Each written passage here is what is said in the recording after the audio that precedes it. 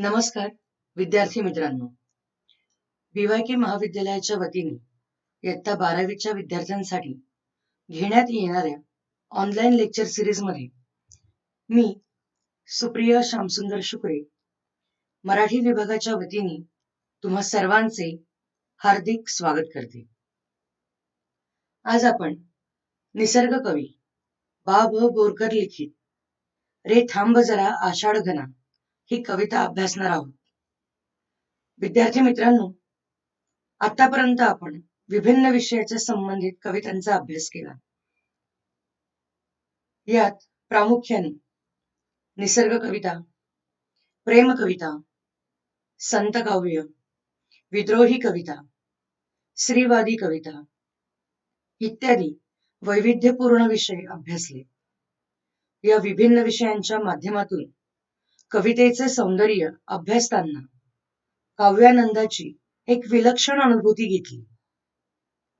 खर तर कविता म्हणजे मानवी भावभावनांच्या आवेगाचे शब्दबद्ध रूप आहे.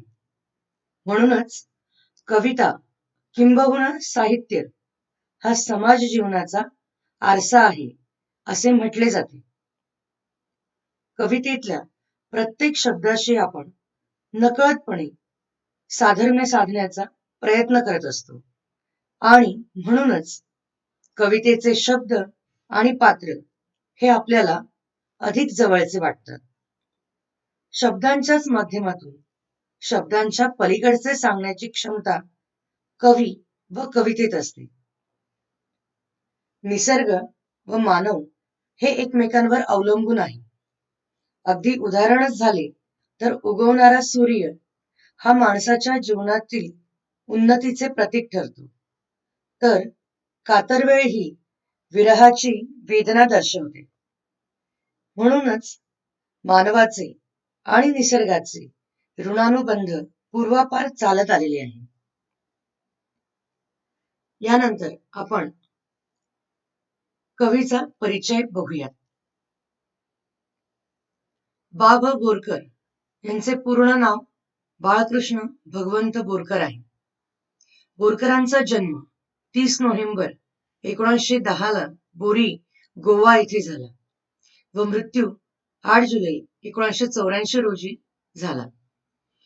बोरकरांनी मराठी व कोकणी भाषात कविता लिहिलेल्या आहेत. बा.भ. बोरकर हे गोमांतकांचे भूषण होते. त्यांचे टोपण नाव बाकी बाब बोरकर आहे. गोव्यात वास्कोला इंग्रजी शाळेत शिक्षक म्हणून कार्य केले आहे. 1946 साली त्यांनी गोव्याच्या मुक्तीसंग्रामात उडी घेतली. बा.भ. बोरकर हे श्रेष्ठ कवी, कादंबरीकार व ललित लेखक म्हणून प्रसिद्ध आहेत. निसर्ग व प्रेम हे त्यांच्या कवितेचे मध्यवर्ती विशेष आहे. फुलत्या लाख कळ्या सरीवर सरी, सरीवर सरी आल्या ग या त्यांच्या प्रेम कविता आजही रसिकांच्या ओठावर आहे. मराठी साहित्य विश्वात आनंदयात्री कवी अशी बोरकरांची ओळख होती. बोरकरांच्या कविता निसर्ग प्रतिमांनी संपन्न आहे. तीव्र संवेदनशीलता हा त्यांच्या व्यक्तिमत्वाचा व नादमयता हा त्यांच्या काव्याचा विशेष आहे. 1960 सालापर्यंतच्या बा.भ. बोरकरांच्या कवितांचा संग्रह बोरकरांची कविता या नावाने प्रकाशित झाला आहे. यानंतर आपण त्यांची साहित्य संपदा बघूया. बा.भ. बोरकरांचे गीतार, चैत्र पुनव, चांदणवेल, कांचन संध्या, अनुरागिणी, चिन्मयी हे काव्यसंग्रह प्रसिद्ध आहे. तर कागदी होड्या, घुमटावरले पारवे, चांदण्यांचे कवडसे व पावलापुरता प्रकाश हे लेखसंग्रह प्रसिद्ध आहेत. मावळता चंद्र, अंधारातील वाट, भाविड, प्रियदर्शनी, समुद्राकाठची रात्र इत्यादी ललित साहित्यांची पुस्तके प्रसिद्ध आहेत. बा भ बोरकरांना पद्मश्री या सन्मानाने भारत सरकारने गौरवान्वित करण्यात आले आहे. तसेच त्यांच्या सासाई या कोकणी कविता संग्रहाला साहित्य अकादमी पुरस्काराने सन्मानित करण्यात आलेले आहे. विद्यार्थ्यांनो, यानंतर आपण या कवितेची मध्यवर्ती संकल्पना जाणून घेऊया. रे थांब जरा आषाढ घना कवितेच्या या शीर्षकावरूनच ही कविता निसर्ग सौंदर्याचे मधाळ शब्दात वर्णन करणारी कविता आहे हे दिसून येते.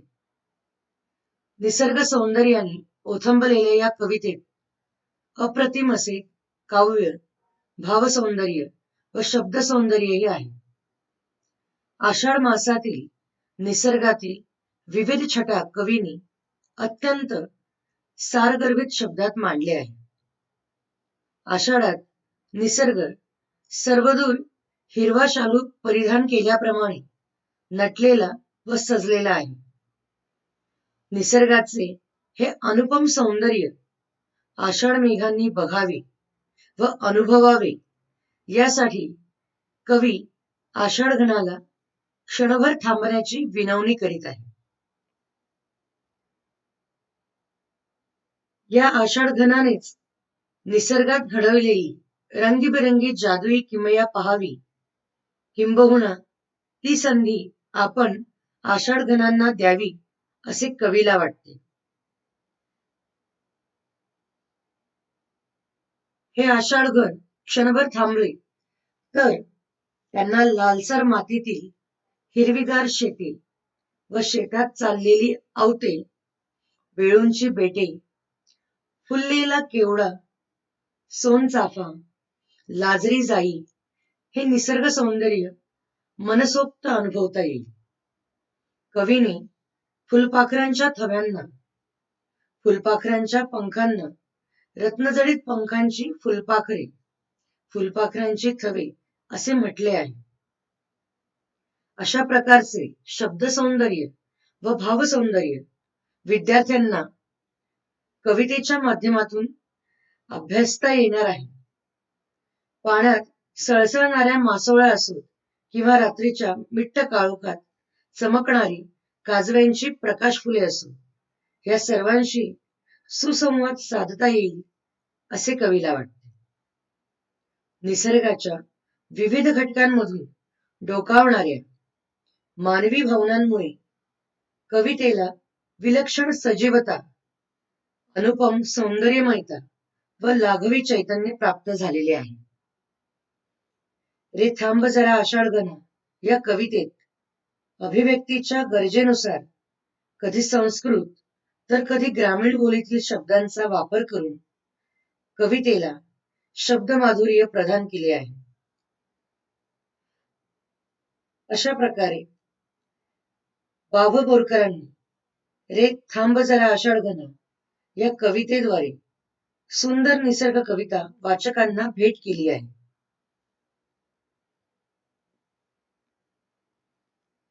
यानंतर कवितेची उद्दिष्टे बघूयात. रे थांब जरा आषाढ घना या कवितेच्या माध्यमातून कवी बा भ बोरकरांनी निसर्गाच्या विविध घटकांमधून डोकावणाऱ्या मानवी भावभावनांचे मनस्वी वर्णन केले आहे. कोमल पाचूंची शेते, प्रवाळांमधील आवते या शब्दांमधून निर्माण होणारी विविध प्रतीके व त्यातून दिसणारे शब्द सौंदर्य विद्यार्थ्यांना समजावणे हा या कवितेचा मुख्य उद्देश आहे. कवितेतील अप्रतिम निसर्ग सौंदर्याचे विद्यार्थ्यांना ओळख व्हावी, तसेच त्यायोगे निसर्गातील विविध छटा व स्थित्यंतरांचे ज्ञान विद्यार्थ्यांना व्हावे, हा देखील या कवितेमागच्या अध्यापनाचा विषय आहे. गंधकेतकी, सोनचंपकी, जाईच्या लेकी इत्यादी प्रतीकांच्या माध्यमातून कवी बा भ बोरकरांनी निसर्ग सौंदर्य, त्यातही प्रामुख्याने आषाढ मासातील सौंदर्य अत्यंत तन्मयतेने शब्दबद्ध केले आहे. हे शब्दबद्ध निसर्ग सौंदर्य निसर्गाच्या या विविधांगी छटा दस्तूर खुद्द आषाढघनाने अनुभवावे अशी विनंती कवी बा भ बोरकरांनी आषाढघनाला केली. या कवितेत कवी बा भ बोरकरांनी आषाढ महिन्यातील निसर्ग सौंदर्याचे अत्यंत सूक्ष्मतेने वर्णन केले आहे. कोवळ्या नाजूक पाचूप्रमाणे दिसणारी हिरवीगार शेते, ओवळ्यासारखी लाल मातीत चालणारे नांगर, रत्नासारखी बांबूची वने, फुललेली सोनचाफ्याची कळी, आषाढाच्या जादूने धरतीवर पसरलेले कोवळे हळदीचे ऊन, फुलांच्या देठातील कोवळा मध, आश्लेषा नक्षत्रातील पावसाच्या थेंबांनी सुस्नात फुलपाखरांची थवे, अशा अप्रतिम निसर्गाचे सौंदर्य या कवितेत केले आहे. निसर्ग सौंदर्याचा हा पदविन्यास स्वतः आषाढघनाने अनुभवावा अशी इच्छा कवीने व्यक्त केली आहे. रे थांब जरा आषाढघना या निसर्ग काव्याच्या माध्यमातून बा भ बोरकर यांच्या निसर्गमय व्यक्तिमत्वाचा परिचय विद्यार्थ्यांना करून देणे हाही या पाठाचा उद्देश आहे. निसर्ग आणि संवेदनशीलता यांचा अनन्यसाधारण संबंध आहे. निसर्ग हा संवेदनशीलतेचा मूल स्रोत आहे. म्हणूनच या निसर्ग कवितेच्या माध्यमातून विद्यार्थ्यांमध्ये संवेदनशीलता या मूल्याची रुजवणूक व्हावी व माणसाने पावसाळी निसर्ग सौंदर्याचा आस्वाद घेऊन निसर्गाचे हे दान मनाच्या गाभाऱ्यात साठवण्याची शिकवण ही कविता देते. कवी बा भ बोरकर यांनी रे थांब जरा आषाढघना या निसर्ग कवितेत विविध रंगांच्या छटांनी बहरून येणाऱ्या निसर्ग सौंदर्याचे व फुललेल्या सृष्टीतील प्रत्येक वस्तू जातीचे, सजीव निर्जीव सृष्टीचे नादमय व प्रत्ययकारी वर्णन या कवितेत केले आहे. यानंतर सर्वप्रथम आपण कवितेचे वाचन करूया आणि त्यानंतर त्या काव्यपंक्तींचा आशय अभ्यासूया.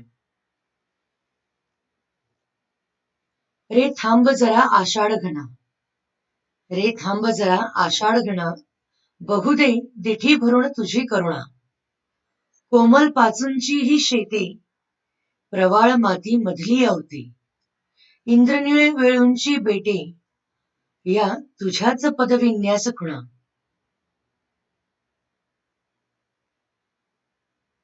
रे थांब जरा आषाढघना अनुपम निसर्ग सौंदर्याने नटलेली मर्मस्पर्शी व शब्द माधुर्याने ओतप्रोत कविता आहे.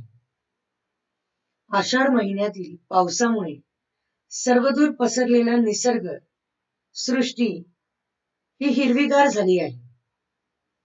हे अप्रतिम निसर्ग सौंदर्य खुद्द आषाढ मेघाने अनुभवावे, डोळा भरून पहावे अशी विनंती करताना कवी म्हणतात, रे थांब जरा आषाढघना, बघू दे दिठी भरून तुझी करुणा. कवी म्हणतात, हे आषाढ मेघा, तू जरासा थांब. क्षणभर थांबून तुझ्या करुणेमुळे निर्माण झालेले अद्भुत सृष्टी सौंदर्य, सजीव निर्जीव सृष्टीचे नादमाधुर्य व प्रत्ययकारी रूप तुझ्या समवेत मला देखील डोळे भरून पाहू दे.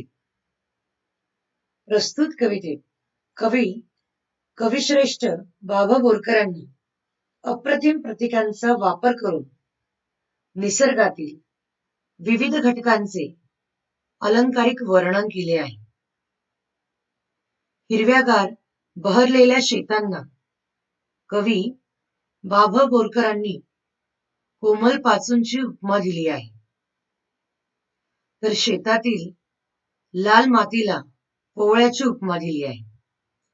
तसेच बांबूच्या वनांना इंद्रनील रत्नाची उपमा दिली आहे. कोवळ्या व नाजूक पाचूसारखी दिसणारी सर्वदूर पसरलेली ही हिरवीगार शेते प्रवाळ मातीत म्हणजेच पोवळ्यासारख्या लाल मातीमध्ये चालणारे नांगरणी, इंद्रनील रत्नांसारखी ही बांबूची वने, हे सर्व सौंदर्य म्हणजे धरणीवर उमटलेल्या आषाढघनाच्या पाऊलखुणाच आहेत, असे कवी बाभ बोरकर म्हणतात. निसर्गातील विविध छटांचे वर्णन करताना कवीने अप्रतिम प्रतीकांची योजना केली आहे. यानंतर पुढील काव्यपंक्ती. रोमांचित ही गंध केतकी, फुटे फुली ही सोनचंपकी, लाजुनिया जाईच्या लेकी, तुझ चोरून बघती पुन्हा पुन्हा. या काव्यपंक्तींचा भावार्थ बघूया. कवी बाभ बोरकर म्हणतात, हे आषाढघन तुझ्या आगमनाने मुळातच सुवासिक असलेली ही केतकी अधिक सुवासिक व रोमांचित झालेली आहे. काही क्षणापूर्वी नव्याने फुललेली सोनचाफ्याची कळी आनंदाने झुलते आहे. हे आषाढघना, तुला पुन्हा पुन्हा चोरून बघताना या जाईच्या मुली जणू लाजून चूर झाल्या आहेत. या काव्यपंक्तीतील लाजून या जाईच्या लेकी तुझ चोरून बघती पुन्हा पुन्हा या काव्यपंक्तीतील शब्दांचे नादमाधुर्य हृदयस्पर्शी व प्रकर्षाने जाणवणारे आहे. पुढील काव्यपंक्ती. उघड गगन कर घडीभर आसर, आणि खुले कर वासर मणिघर, वाहू दे या तव किमयेवर कोवळ्या नव्या हळदुव्या उन्हा. या काव्यपंक्तीत बाभ बोरकरांनी आषाढघनाला क्षणभर विश्रांती घेऊन त्याच्याच बरसण्याने निर्माण झालेले सृष्टी सौंदर्य व निसर्गातील विविध छटा बघण्याची विनंती केली आहे. कवी बोरकर म्हणतात, हे आषाढघना, न बरसता क्षणभर उघडीप घे व तुझ्या करुणामय वर्षावातून निर्माण झालेले सृष्टीचे हे सुंदर रूप डोळाभर अनुभव. क्षणभर उघडीप घे व सूर्याचे घर उघडून खुले कर.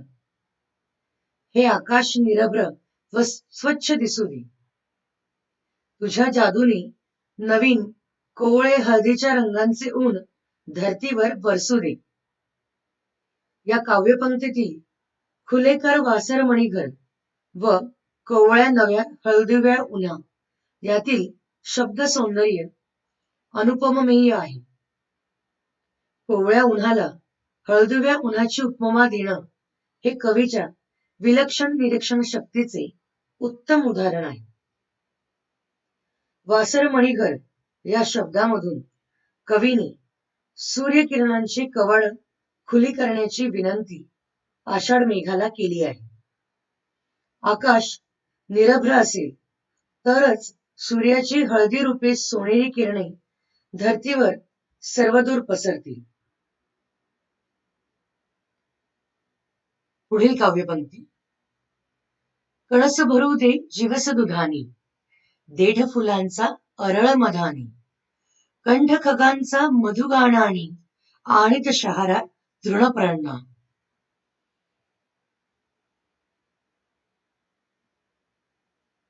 हे आषाढ मेघा, तुझ्या बरसण्याने ताटावर झुलणारे कणसाचे दाणे तुझ्या पौष्टिक दुधाने भरू देत व फुलांच्या देठात अलवार असे कोवळे मध साठवू दे.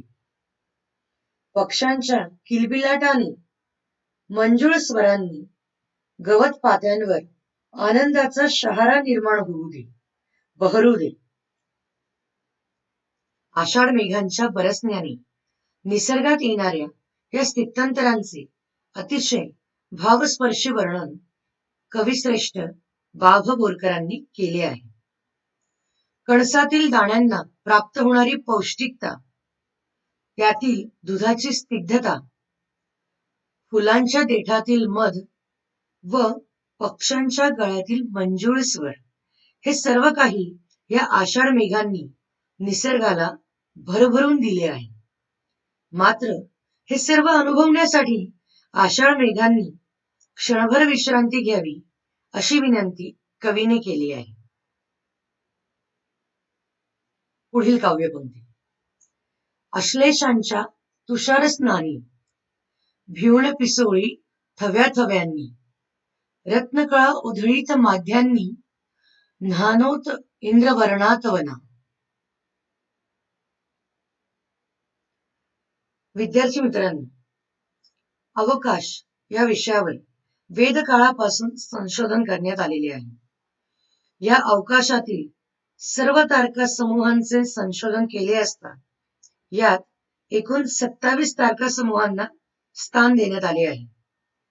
प्रतिवर्षी सूर्याचा प्रवास या तारका समूहांमधून होतो. या तारका समूहांनाच सर्वतोभद्र चक्र असे म्हणतात. यातीलच एक नक्षत्र म्हणजे आश्लेषा नक्षत्र. या कवितेत बा. भ. बोरकरांनी आश्लेषा नक्षत्रातील पावसाच्या सरींचे वर्णन केले आहे. आश्लेषा नक्षत्रातील पावसाच्या सरींनी आंघोळ करणाऱ्या फुलपाखरांच्या थव्यांनी सर्वत्र भिरभिरत आनंदाने बागडावी अशी इच्छा बोरकरांनी व्यक्त केली आहे. भर दुपारी रत्नांची किरणे उधळीत ही एकत्र भिरभिरणारी फुलपाखरे या वनराईला निळ्याशा रंगात बुडवू देत, चिंब होऊ देत. अश्लेषा नक्षत्रातील पाऊस हा एक अप्रतिम अनुभव आहे. त्या अनुभवाने संपन्न झालेले सृष्टी सौंदर्य वर्णन करताना कवी बोरकरांनी आश्लेषांच्या तुषारस्नानी, पिसोळी, रत्नकळा उधळीत माध्यांनी इत्यादी शब्दांची योजना केलेली आहे. निसर्गातील निळाईचे वर्णन करताना बोरकरांना इंद्रवर्ण शब्दाचा उपयोग त्यांनी केला आहे. रत्नांच्या किरणांसाठी रत्नकळा तर फुलपाखरांसाठी पिसोळी या शब्दांचा वापर केला आहे. पुढील काव्यपंक्ती.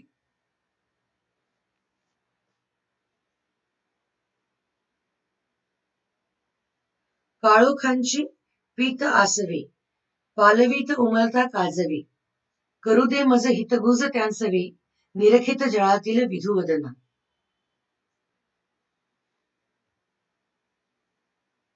कवी बा. भ. बोरकर आषाढघनांना विनंती करताना म्हणतात की हे आषाढघन, काळोखाचे अश्रू पिऊन ओलसर वातावरणात मिट्ट काळोखाचे दुःख हृदयात साठवून झाडांच्या कोवळ्याशार पानातून उमललेल्या चमचमणाऱ्या काजव्यांशी मला हितगुज करू दे. कवी बोरकर म्हणतात की तुझ्या वर्षावाने जणू अंधारात बरसणाऱ्या पाण्याचे थेंब हे थेंब जे दुःखाने युक्त अश्रू आहेत, जे झाडांच्या कोवळ्या पानातून अश्रूंच्या रूपात पाझरत आहे, त्यातून हळुवारपणे चमकणारे काजवे जणू मला काही सांगू इच्छिता. म्हणूनच त्या उमललेल्या काजव्याशी मला गुजगोष्टी करू दे. पाण्यात तरंगणाऱ्या चंद्रबिंबाचे सौंदर्य निहाळीत काजव्यांशी मला हितगुज करू दे. या कवितेत अश्रूंसाठी काळोखांची पीत आसवे, लुकलुकणाऱ्या काजव्यांसाठी पालवीत उमलता काजवे या शब्दांची योजना करण्यात आली आहे. निरखित जळातील विधुवदन या पंक्तीत चंद्रबिंबाचे अप्रतिम सौंदर्य वर्णन केलेले आहे. अशा प्रकारे विद्यार्थी मित्रांनो, विविध प्रतीकांचा, उपमांचा उपयोग करून कवी बाभा बोरकरांनी रे थांब जरा आषाढ घना या मर्मस्पर्शी निसर्ग कवितेची रचना केली आहे.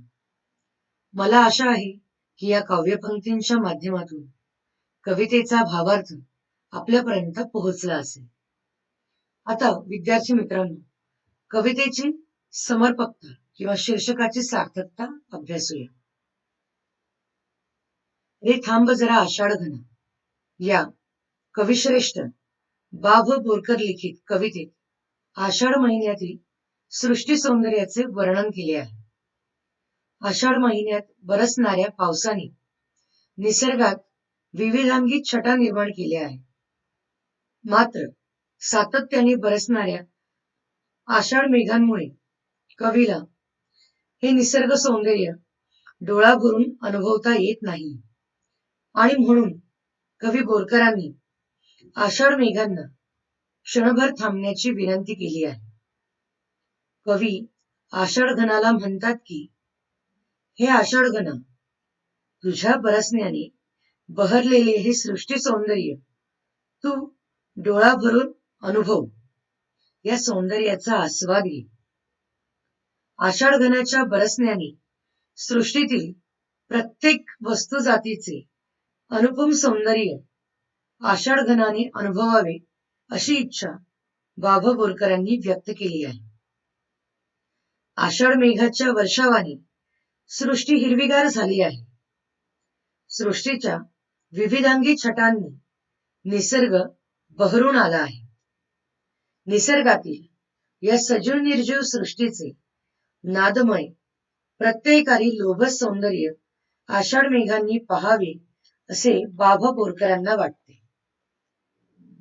रे थांब जरा आषाढ घना या कवितेतील निसर्गाचे सौंदर्य म्हणजे जणू निसर्गाच्या दानाची मनाच्या गाभाऱ्यात केलेली साठवण आहे. म्हणूनच रे थांब जरा आषाढ घना या काव्यमय आळवणीने कवी बोरकरांनी आषाढातील निसर्गाच्या सृष्टी सौंदर्याचा आस्वाद घेण्याची विनंती केलेली दिसून येते. अशा प्रकारे रे थांब जरा आषाढ घना हे शीर्षक अत्यंत समर्पक ठरते.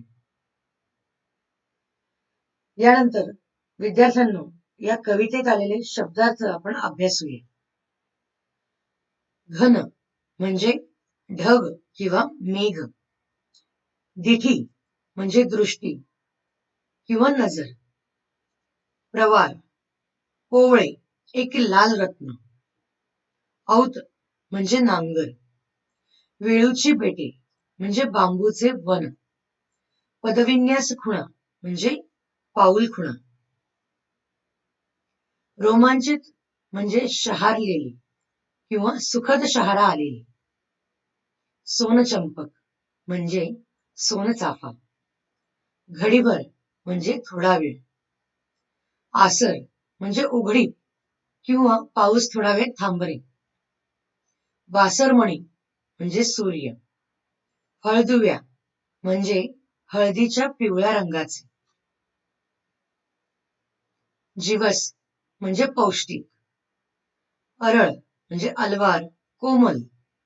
कंठ म्हणजे गळा. तृणपर्ण म्हणजे गवताचे पाते.